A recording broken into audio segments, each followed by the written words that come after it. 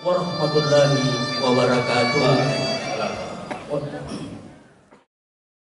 Calon wali kota dan wakil wali kota Makassar yang mengikuti debat kandidat pertama yang digelar KPU Makassar di Grand Clarion Hotel pada Jumat malam 16 Maret 2018. Debat kandidat yang berlangsung antara dua kandidat berlangsung secara damai. Kedua kandidat memaparkan visi dan misi, di mana pasangan nomor urut 1 Api Cicu memaparkan 10 program utama. Sementara pasangan nomor urut 2 Dani Indira atau Diami memaparkan 8 visi utama yang juga terbagi atas 8 program kerja setiap visi misinya.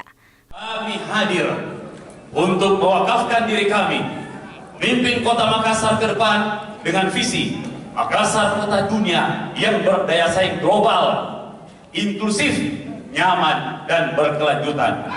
Dengan 10 program yang akan menuntaskan semua harapan-harapan dan persoalan masyarakat Makassar yang hari ini tidak pernah terselesaikan. Izinkan saya menyampaikan visi Diami, memajukan Makassar kota dunia yang nyaman untuk semua, bukan untuk kita, bukan untuk mereka, untuk semua.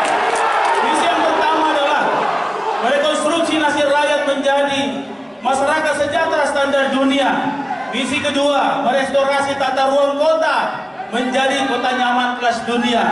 Visi ketiga, mereformasi tata pemerintahan menjadi pelayanan publik kelas dunia bebas korupsi. Semua ini akan diwujudkan dengan 8 program strategis.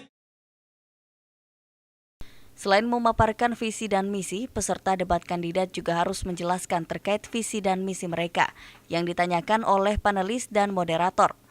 Setiap kandidat diberi waktu 120 detik untuk menjawab setiap pertanyaan yang diberikan oleh moderator. Ira, Fajar TV dan Fajar Radio melaporkan.